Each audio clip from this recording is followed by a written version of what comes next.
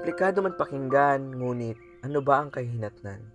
Marami mang dahilan, pero bakit walang kasagutan?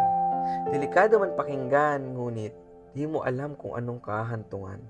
Pero eto ako, nakatayo, kinakamot ang ulo dahil nalilito sa kung anong dapat ang gawin ko. Para bang nabunutan ako ng isang tinik nung malaman kong wala na ang yakap at halik. Pero, teka, di ito tula para sa aking pag-ibig. Ito ay tula para sa aking kaibigang di naman sawi. Ngunit, di na makapiling muli. Kaya, eto ako, gustong balikan ang panimulang di ko na mababalikan at masisilayan. Dahil ako ay tuluyan mo nang iniwan. Ngunit, saan nga ba nanggagaling ang hugot na ito? Sige, maaari ko namang ikwento. Ito, sisimulan ko kung paano kami nagkatagpo ng may tuturing kong kaibigang di inaasahan. Siya yung kaibigan na lagi kang sasamahan sa problema man o kulitan, sa sayawan man o kantahan. Siya rin itong kaibigan na lagi kong masasandalan.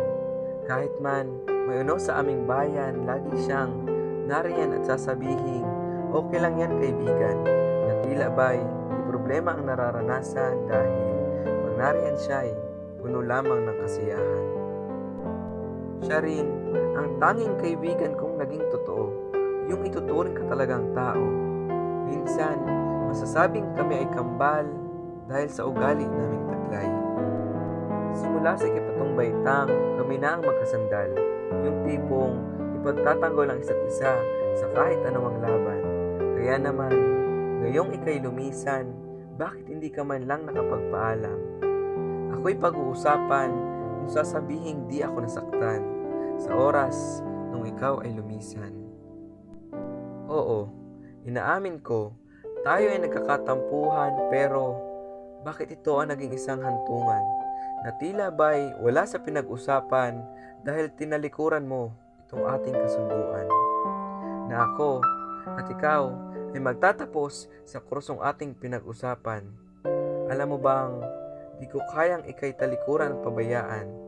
Kaya, bakit naman ako ay iyong iniwan ng lubusan? Anong gagawin ko? Paano kung huminto ang mundo sa paggalaw nito? Paano kung matuldukan ang istoryang binabasa ko? Hindi ko kayang iwan ka. Dahil sa malagerang mundong ito, paano ako makakasalba? Napakasakit man lahat ng pangyayaring ito, na tila'y di ko kayang wala ka. Kaya, eto ako, tinatanong nila. Ano, kaya mo ba? Kaya mo bang wala na yung taong kasabay mo sa pagtawa? Kaya mo ba na wala na yung taong kasabay mo sa pagsayaw at pagkanta?